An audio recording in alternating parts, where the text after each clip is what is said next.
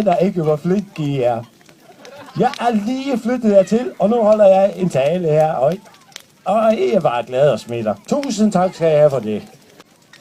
Og jeg har skrevet det ned, men jeg har meget svært ved at følge et manuskript.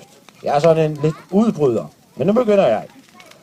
Hej, og tusind tak for, at jeg må holde en tale her i dag. Båltalen til Sankt Hans. Det synes jeg er meget stort. Dette er min første Sankt Hans i Danmark. Fordi jeg er lige flyttet fra Færøerne i november. Og nu bor jeg i Havndrup sammen med min kone og Rune, som går her og tager billeder af mig. Og jeg har aldrig set en heks brænde på et bål.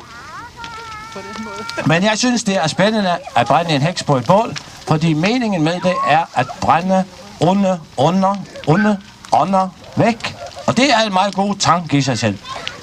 Men det at brænde en heks på et bål, det er en meget ny idé, som er kommet til Danmark for et par 100 år siden. Fordi hvorfor skulle man kalde det Sankt Hans, når man brænder en heks? Og jeg har været nødt til at læse alt det her, for det er så nyt. Og Sankt Hans selv, han har fødselsdag i dag, siger de. Fordi han blev født for 2000 år siden. Og det er Sankt Hans, eller Johannes, som blev fejret på den her dag. Men det at brænde et bål og samles på den her dag, det er langt ældre end 2000 år.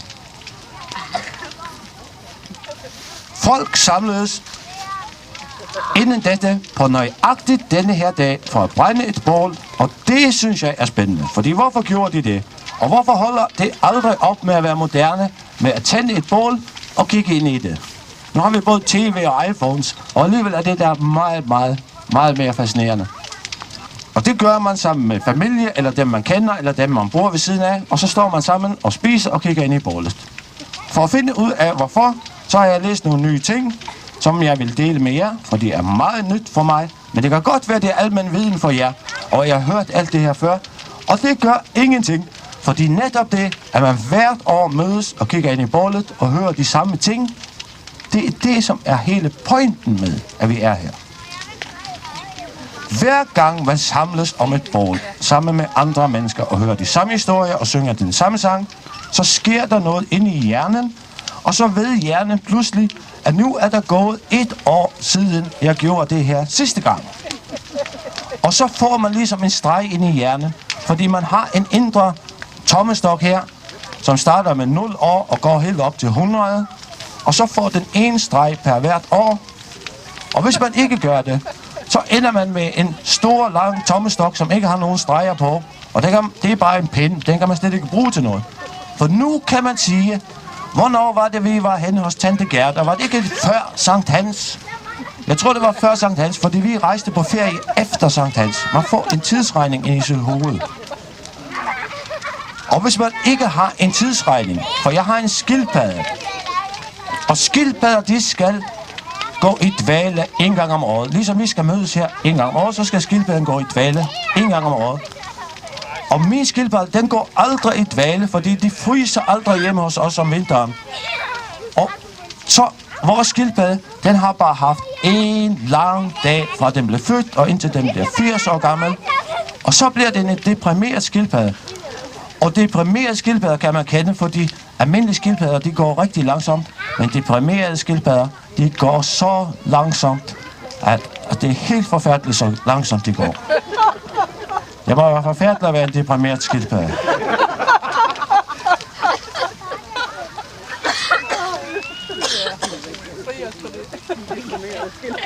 Imens jeg har fundet ud af, hvorfor danskere samles og kigge ind i et bål, så fandt jeg, hvor kommer de allerførste danskere fra. Og der fandt jeg ud af, at de kom til Danmark for langt over 100.000 år siden. Efter istiden, der var der nogle mennesker, som boede langt sydpå, som de var jæger, og de var klædt i pelstøj, og de gik efter dyrene nordpå. Og dyr, de er meget smarte, de går nordpå. Først når det er forår, så kommer der nogle grønt græs op. Og når de har spist det, så går de længere nordpå, fordi der foråret lige startede der. Og bagefter så går de længere nordpå, og de bliver ved med at gøre det. Det vil sige, det svarer til, at når man er færdig med at spise sine nye kartofler, så tager man lidt nordpå, fordi der er det kommet nye kartofler der. Og så kan man spise nye kartofler lige fra maj og til Sankt Hans. Det er meget smart, det har dyrene fundet ud af. Og istiden den var lige gået væk, og dyrene de skyndte sig op i Danmark, og jægerne de gik bagefter. Og så skete der noget, som ingen havde regnet med. Det blev vinter, og ikke engang EU kunne åbne den der tyske grænse der. For det var helt sneet til, og de sikkert prøvede at åbne den, men der kunne man ikke komme ned igen, så de var fanget. Og dyrene, de havde en tyk pels på, og det eneste jægerne havde, det var det her. De havde ild. Og det har sikkert ikke været sjovt det første vinter i Danmark, men i hvert fald klarede de det. Ellers ville vi slet ikke være her, hvis de ikke klarede det. Men de klarede det, så de måtte være i et nyt land, og det var frygteligt. De kendte ingen, og de havde bare et spyd og et bål, og så fangede de et dyr, og så tændte de et bål, og så sad de der og kiggede ind i det her bål. Det er jeres forfædre. Det gjorde de hver eneste dag. Hver aften sad de første danskere og spiste, ligesom vi har gjort nu, og kiggede ind i et bål sammen med sin familie. Og så var det, at nogle gange om året, så mødtes de alle sammen, dem der boede i nærheden, og så lavede de et stort bål. Og så tog de hinanden i hånden for at vise, jeg har ikke nogen kniv eller spyd her. Og så omfavnede de hinanden, og så tændte de et kæmpe bål, fordi de skulle huske, at vi, selv om vi ikke er i familie, så er vi en lille smule i familie, fordi vi bor lige her ved siden af hinanden. Så de samles specielle dage, for eksempel på årets korteste dag, som vi nu kalder for jul, og årets mellemste dag, som vi kalder for påske, og så årets længste dag, som vi nu kalder for Sankt Hans. Der mødes alle, der bor i nærheden, og har det rigtig sjovt og husker, hvor meget vi holder af hinanden. Tak skal I have.